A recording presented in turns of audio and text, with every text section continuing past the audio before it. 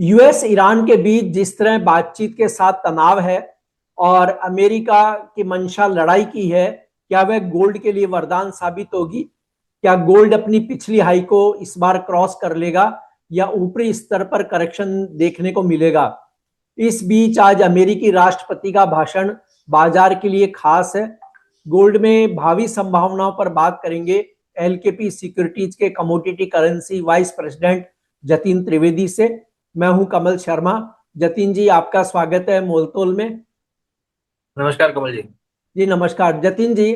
आज अमेरिकी राष्ट्रपति का भाषण है, भारतीय समय अनुसार शाम 7:30 बजे। क्या उम्मीद है? हालांकि वे हर रोज अपने विवादित बयानों और बदलते बयानों के लिए विख्यात है, जिसका अंदाज कोई नहीं लगा सकता कि वे क्या चाहते हैं और क्या बोलेंगे। फिर भी बाजार किस तरह देख रहा है उनके आज के भाषण को?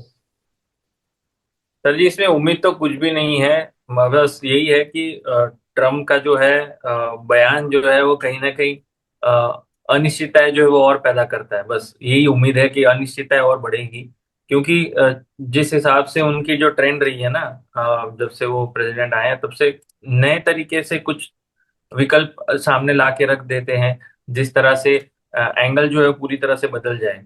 अब हाल ही का यूएस कोर्ट का डिसीजन के बाद जैसे ही उनको पता चला कि मेरे हित में नहीं है, तो सेक्शन फलाना जो भी सेक्शन के हिसाब से उनको जो लगाना था, तो 10% के हिसाब से लगा दिए। फिर पता चलता है उनको कि 15% भी कर सकता हूँ मैं, तो 15% के हिसाब से कर देते हैं। फिर उनको ये भी ध्यान में आता है कि बहुत सारे लोग 15% के ऊपर जो है वो अपना टैरिफ चेंज कराने की कोशिश करेंगे, तो पहले स्टेटमेंट भी दे देते हैं कि जो भी कंट्री अगर अपने डील के साथ चेंजेस करने की कोशिश करेगी तो कॉन्सिक्वेंसेस बहुत खराब हो जाएंगे ना, ये वो। तो अनसर्टेनिटी का माहौल जो है ना, ये बरकरार रहने वाला है। ये तो निश्चित तौर से है कि ट्रम्प के स्पीच के बाद भी अनसर्टेनिटी का माहौल बना रहेगा। जी, अब जतिन जी, हम आपने जो बात कही अनिश्चितता, जब अनसर्टेनिटी होती है तो कहा जाता है कि गोल्ड को सपोर्ट मिलता है। क्योंकि देखिए, हमने देखा पिछले एक साल में रूस और यूक्रेन का युद्ध समाप्त नहीं हो सका, ईरान के साथ तनाव समाप्त नहीं हो सका, गाजा लेबनान की जो स्थिति है वो बदतर ही है। इस तरह दुनिया भर के कई देशों के साथ तनाव है, कभी टैरिफ कम किया फिर बढ़ा दिया, फिर कोई जैसे हर छोटी छोटी बातों पर बहुत रिएक्ट किया है उन्होंने। तो जो अनिश्चितता है ये शब्द, क्या वो गोल्ड को सपोर्ट देगा आगे भी? डेफिनेटली, मतलब अगर हम देखें तो जिस हिसाब से अनसर्टेनिटी का माहौल ने हमेशा एक तनाव के सिचुएशन में गोल्ड को जो सपोर्ट किया है, माहौल ने जो ट्रेंड वाइज अगर हम देखें तो पिछले कुछ सालों से ये चल रहा है कि जहाँ पे अनसर्टेनिटी और अनिश्चितता वर्ड जो है वो गोल्ड को बहुत ज्यादा सपोर्ट देती हुई आई है। तो अभी फिलहाल भी माहौल वैसा ही है, क्योंकि ये टैरिफ का जो फिर से जो ये असमंजस बनने वाला है ना, उसमें सभी लोग उनके हिसाब से चलेंगे ऐसा पॉसिबल नहीं हो सकता है, क्योंकि वो सिर्फ अपने हित में देखेंगे टैरिफ को लेकर किस तरह से मोड़े या किस तरह से उसको अपनी तरफ का रुख लेके जाएं। तो गोल्ड को जो इस स्थिति में यहाँ पे सपोर्ट जो है वो और देखने मिलेगा, और आई थिंक मार्केट भी वही सोच के चल रहा है। इसके लिए पहले से इसके अंदर रैली जो है वो देखने मिल गई थी कि यूएस कोर्ट के डिसीजन कहीं ना कहीं अंदाज से अगर पकड़ के चले कि जो ट्रम्प की फेवर में नहीं आता है, तो गोल्ड को यहाँ से सपोर्ट मिलना है। तो वही जो है फिर फिलहाल जो है वो गोल्ड प्राइस दर्शा रहा है कि अनसर्टेनिटी का माहौल है। और यहाँ पे इन्वेस्टमेंट आपकी जो दूसरे एसेट्स में रहेंगे वो इतने लाभदायक शायद ना हो, रिस्की भी रह सकती है। इसीलिए गोल्ड के अंदर निवेश जो है वो यहाँ से सेफ हेवन के तौर पे और बढ़ती हुई देखने मिल सकती है। जी, कल 26 तारीख को ईरान के साथ अहम बैठक है। यदि जी। यह लड़ाई होती है तो गोल्ड पर क्या सीधा असर होगा जतिन जी? देखिए, मार्केट कहीं ना कहीं थोड़ा सा तो इसको प्रीमियम दे रहा है कि यूएस और ईरान के बीच में तनाव बढ़ने से वॉर प्रीमियम जो है वो बना के चले, बट अभी तक हुआ नहीं है। तो इसको एक घटना जो है वो इसको अगर ये शुरू हो जाती है तो डेफिनेटली एकदम से एक बड़ी स्पाइक जो है वो देखने मिल जाएगी, जहां पर 5250 5300 के लेवल्स इजीली क्रॉस कर जाएगा गोल्ड जो है वो। अगर ये कंक्लूजन हो जाता है कि यूएस जो है वो अटैक करने की गुंजाइश में है, या चाह रखता है कि भाई ईरान जो है वो समझ नहीं रहा है बातों से, और न्यूक्लियर पे कुछ डील की फाइनलाइजेशन नहीं हो रही है, तो अटैक ही फाइनल वो रहेगा, जो वो हिंट भी दे चुके हैं। हालांकि हालांकि वो डराने के हिसाब से ज्यादा बोलते हैं, बट अगर कुछ एक्शन हो जाता है तो कह नहीं सकते। तो डेफिनेटली यहाँ पे प्रीमियम मिल जाएगा, कम से कम 3 से 4% का प्रीमियम तुरंत रिफ्लेक्शन हो सकता है गोल्ड के अंदर। और घरेलू बाजार में उसका अगर हम वर्णन देख ले तो 1,65,000 जो एक रेजिस्टेंस के तौर पे काम कर रहा था, उसके ऊपर ट्रेड करना शुरू कर सकता है गोल्ड जो है वो।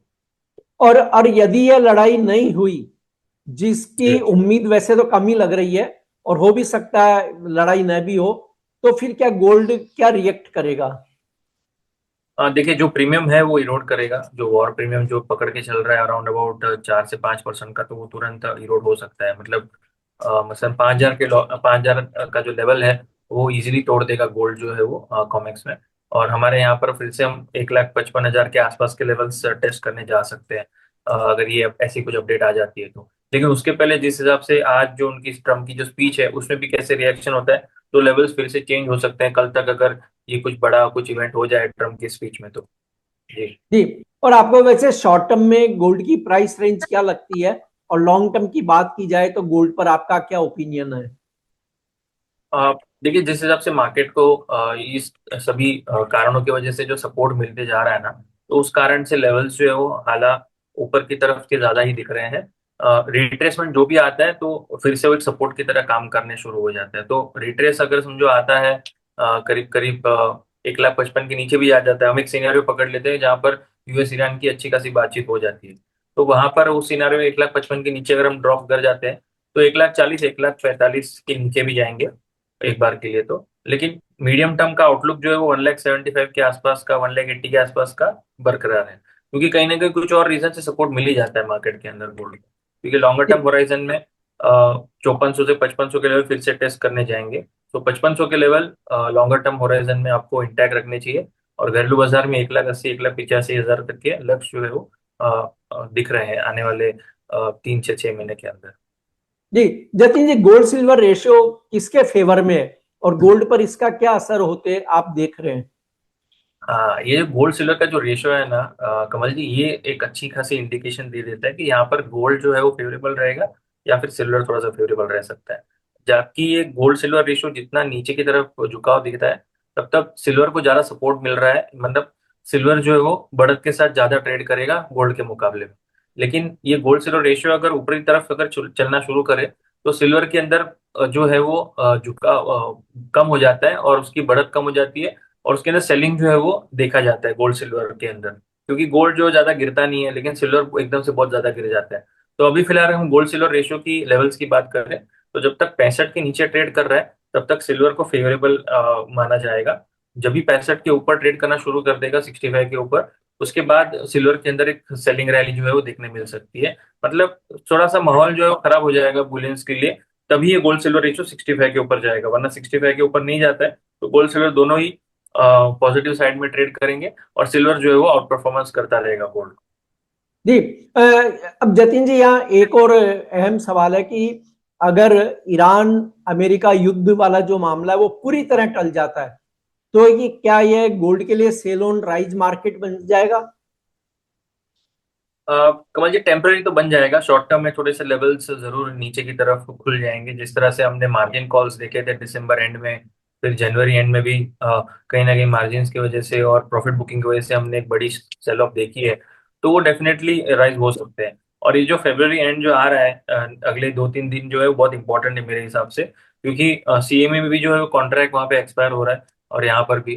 तो डेफिनेटली यहाँ पे एक बड़ा वॉलेटिलिटी सेशन जो है वो आने वाला है अगले 2-3 दिनों के लिए। अगर शुक्रवार तक की हम बात कर ले मार्केट की, तो बड़ी वॉलेटिलिटी के साथ मार्केट ट्रेड करेगा।